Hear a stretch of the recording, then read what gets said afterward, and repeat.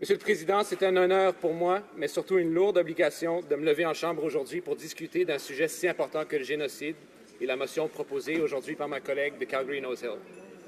Quand on parle de génocide, nous pensons immédiatement à la Shoah et aux atrocités commises par les nazis durant la Deuxième Guerre mondiale, surtout contre le peuple juif. En tant qu'être humain, c'est facile, même normal, de s'enrager, de s'emporter, mais en tant que législateurs, nous nous devons de rester calmes et mesurés dans nos actions et dans nos paroles. Parce que souvent, nous n'avons que nos mots et que nos paroles, et ceux-ci ont un impact puissant, non seulement au Canada, mais aussi à travers le monde. En 1948, à la lumière des atrocités commises durant la Deuxième Guerre mondiale, les États-nations ont adopté la Convention pour la prévention et la répression du crime de génocide. Ce document comporte deux volets importants, la prévention et la punition. Trop souvent dans ces débats, l'emphase est mise sur la répression, c'est-à-dire la punition des crimes commis. Or, ce n'est pas le volet le plus important. Après la Shoah, lorsque le monde entier a dit « plus jamais », il parlait de prévention, un monde où nous ne reverrions plus d'enfouissement de masse. Mais cela s'est produit plusieurs fois depuis 1948, par exemple à Srebrenica et au Rwanda. Et aujourd'hui contre les yézidis, et peut-être même contre d'autres groupes religieux comme les musulmans chiites. En tant que législateurs, nous nous devons d'interpréter les mots d'une loi d'une façon légale. Et le mot génocide est un mot dont la définition légale diffère d'une façon importante de sa définition populaire. Rappelons la définition telle que comprise dans la Convention contre le génocide. Le génocide s'entend de l'un quelconque des actes ci-après commis dans l'intention de détruire, en tout ou en partie, un groupe national, ethnique ou religieux comme tel. A. Le meurtre. B. Atteinte grave à l'intégrité physique ou mentale de membres du groupe. C. Soumission intentionnelle du groupe à des conditions d'existence devant entraîner sa destruction physique totale ou partielle. D. Mesures visant à entraver les naissances au sein du groupe. E. Transfert forcé d'enfants du groupe à un autre. Mr. Speaker, whether genocide has taken place by a mass killing or by any other of the categories just mentioned, turns on whether the perpetrator had a specific intent to destroy in whole or in part a national, ethnic, or religious groups. Crimes against humanity, on the other hand, include a much wider range of offenses and lack the specific intent to destroy a group in question as such. Both are despicable. The confusion between these two types of crime was made in a previous motion presented by the official opposition before the House and was the reason, in fact, why many of my colleagues on this side of the House voted against it. Unfortunately, today, Mr. Speaker, we've been unable to achieve consensus among the parties, and partisanship has consumed us. The motion that we propose to the other side reads as follows, that the House, A, recognize that ISIS is committing genocide against the Yazidi people. B, acknowledge that the many Yazidi women and girls are still being held captive by ISIS as sexual slaves. C, support recommendations found in the June 15, 2016 report issued by the United Nations Commissions of Inquiry on Syria entitled, They Came to Destroy ISIS Crimes Against the Yazidis. And D, call on the government to take action as soon as possible upon the recommendations found in sections 210, 212, and 213 of the said report, undertake best efforts to provide asylum within 120 days to the victims of ISIS, including the Yazidi people who have experienced rape, torture, prolonged captivity, sexual slavery, and other atrocities. In the case of the Yazidis, the evidence of not only crimes against humanity, but also the crime of genocide is overwhelming, as detailed in the Human Rights Council report issued on June 15th of this year. These crimes, horrific, cannot be ignored.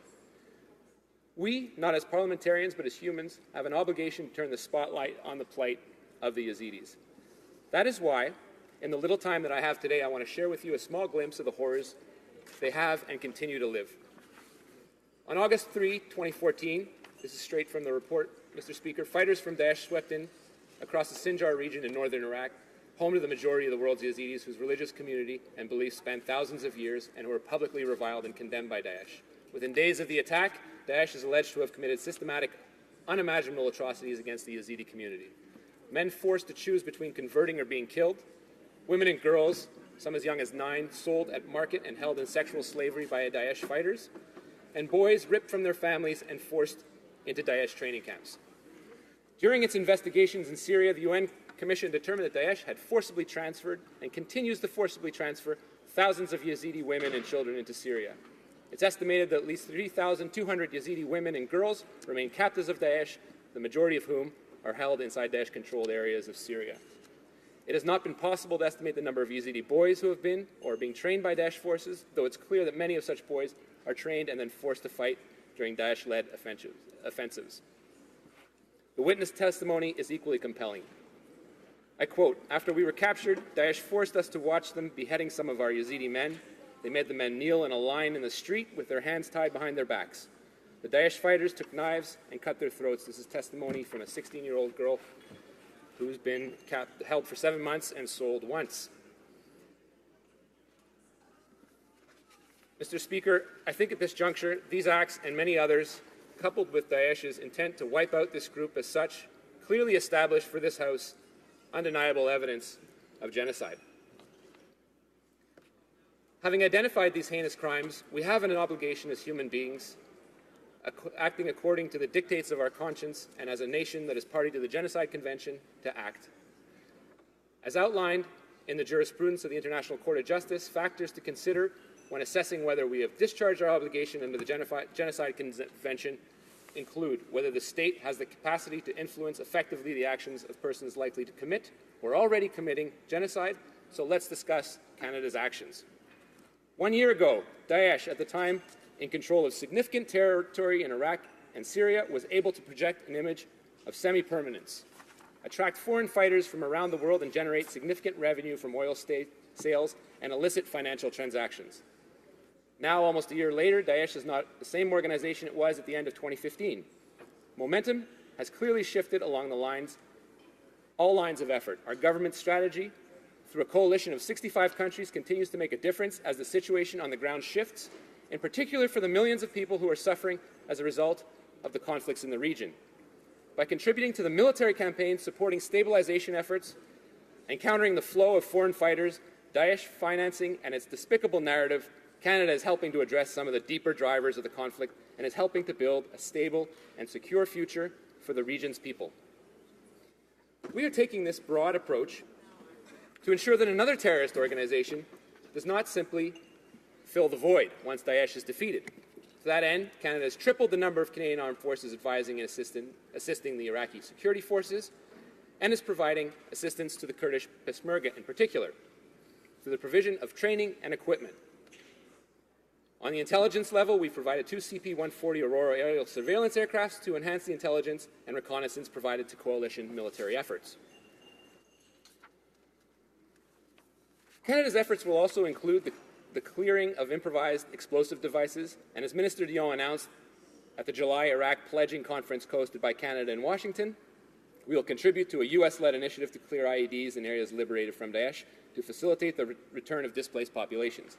As of today, Canada will commit an additional $2 million to the IED initiative in Nineveh, one of the most affected provinces in Iraq.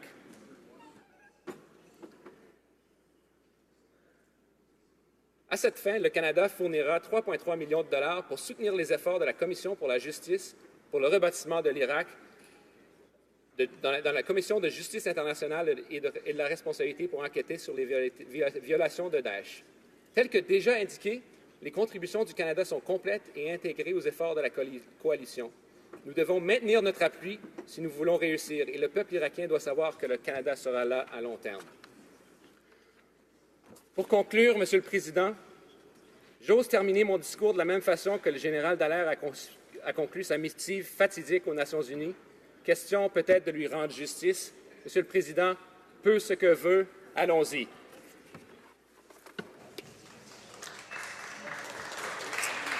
Questions and comments. Question commentaire. The Honourable Member for Caribou, Prince George. Thank you, Mr. Speaker, and I want to thank our honourable colleague for his comments and his participation in this discussion today. Mr. Speaker, I'm a father of 3 incredible, beautiful girls. And time and again, we have heard the stories of the rape, of the murder, of the enslavement of the Yazidi women, the Yazidi girls. And the member during his speech said that, you know, things are changed. Because of their actions, things are changed. Well, the facts of the matter are this, Mr. Speaker. There are still women, there are still girls being taken, enslaved, raped, tortured, and murdered, Mr. Speaker. And I implore the honourable colleague, through you, Mr. Speaker, I ask, is he not a father? Let's take politics aside and just put ourselves in the place. It's unbelievable. Can he not see that Canada must be doing something right now? If we could bring 25,000 Syrian refugees into Canada in that short time, surely we can do something to get these women, get these young girls out of such a terrible, terrible situation. Thank you. I'd like to thank the honourable member for his intervention. I can truly sympathize. I'm the father of 3 children, including a girl. I find it, I understand the personal nature of his implication, and it should inflect, in part, our action and our thoughts today. It is difficult to me to reflect on my family without thinking what I wouldn't do to protect them. I'm a legislator in this noble house to represent the people in my riding and their needs, but obviously, quite obviously, when you see what's in the nature of the report, things touch you on a very personal basis, and my thoughts immediately turn to my wife and particularly my daughter. So I do sympathize with his emotions today. Again, there seems to be this notion that Canada can act alone. It is almost a comic book approach to international relations, and it is odd, it's misguided, it doesn't reflect the reality of what exists on the international level. We are working with 65 countries. We are doing what we can. This caucus will certainly push to do more, and clearly more needs to be done. So I thank the member for his intervention. Questions et commentaires, questions and comments. The honourable member for North Island, Powell River. Thank you, Mr. Speaker, and I thank the honourable member for his speech and the thoughtfulness in which he held himself today. But I did notice in your response to the last question, one of the things you said is, we can't act alone, and I understand that. But what we do know, if we look across the world right now, is Australia and Germany have created a very special program that's helping get these young women into their countries and protecting them. So if we have a model out there that we can look at, not acting alone, looking at best practices, could we not see this government take initiative, work with those, and get these young people here and protected in Canada? Honourable member for Ville-Marie, Le Sud-Ouest, Île-de-Sur. Thank the honourable member for her question. I believe, as she heard today from the Minister of Immigration, that Canada just returned from a mission in the area and is examining the possibilities, obviously looking at best practices. I'm not privy to the confidential discussions, but I've been given assurances that our intervention in this respect has been accrued. So I hope to see the results concretely within the timeline, at least, that we've agreed to in concept over the next 120 days. Thank you. Questions and comments. Questions et commentaires. L'honorable député, the honourable member for Moncton, Riverview, Dieppe. Merci beaucoup, Monsieur le Président. Je voudrais premièrement remercier mon honorable collègue pour sa présentation qui était très touchante et très émouvante. Je pense que dans la Chambre, on est tous au courant, tous d'accord que la situation que font face les Yazidis est une situation qui est horrible. Je me demande voir si mon honorable collègue pourrait élaborer sur l'importance sur le plan humanitaire, ainsi que l'aide au développement et la stabilisation de la sécurité. Honorable député de Ville-Marie, Le Sud-Ouest, Île-de-Sur. Je remercie l'honorable député pour sa question. Effectivement, il faut regarder notre intervention, non seulement en termes militaires qu'on a triplé, mais dans notre intervention en fait humanitaire. Et ce que j'ai annoncé, ce qui est d'ordre public, c'est qu'on a plusieurs millions, 3,3 millions de dollars qui ont été investis au niveau des efforts de la justice pour la répression de ces actes, évidemment, et plusieurs millions de dollars dans l'effort pour déminer les zones qui ont été libérées. Et évidemment, c'est un effort qui doit se faire de concert avec les autres nations, les 65 autres nations, et c'est quelque chose qu'on fait aujourd'hui. Merci. Resuming debate, the honourable member for